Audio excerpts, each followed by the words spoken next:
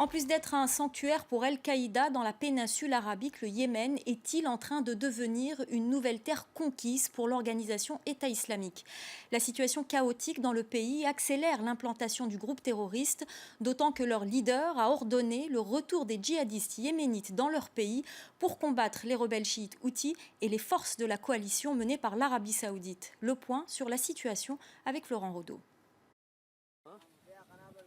L'explosion de la voiture piégée n'aura laissé aucune chance au convoi du général Ja'afar Saad. Proche du président Hadi, il avait récemment pris ses fonctions de gouverneur de la province d'Aden.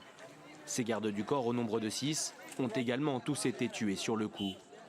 L'attaque s'est produite tôt ce dimanche matin dans le quartier résidentiel de Tawaï, l'un des fiefs du groupe État islamique qui a revendiqué l'attentat. Ces derniers mois, les djihadistes ont multiplié les actions terroristes sur le sol yéménite, profitant du chaos qui règne actuellement dans le pays.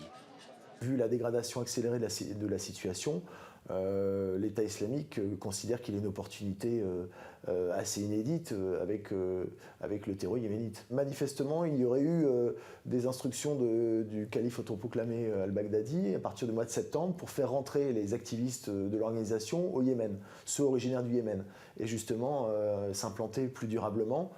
Depuis l'été 2014 et la prise de Sanaa par les rebelles chiites houthis soutenus par l'Iran, le Yémen est plongé dans une grande instabilité politique.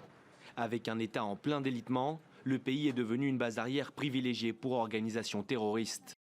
Débute alors une rivalité territoriale entre le groupe État islamique et Al-Qaïda dans la péninsule arabique, déjà bien implantée dans le pays. Il y a une logique de stimulation concurrentielle.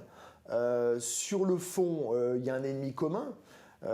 Qui est d'ailleurs l'ennemi aussi de la coalition, à savoir la milice houthi, parce qu'elle est d'obédience chiite zaïdite. Et puis en ce qui concerne Aqpa d'un côté et l'État islamique de l'autre, Aqpa s'est désolidarisé de certains attentats commis par l'État islamique, notamment dans le cadre des mosquées, à Sanaa en l'occurrence, dès lors que ça visait spécifiquement des civils et non pas exclusivement des militaires ou des représentants de l'État.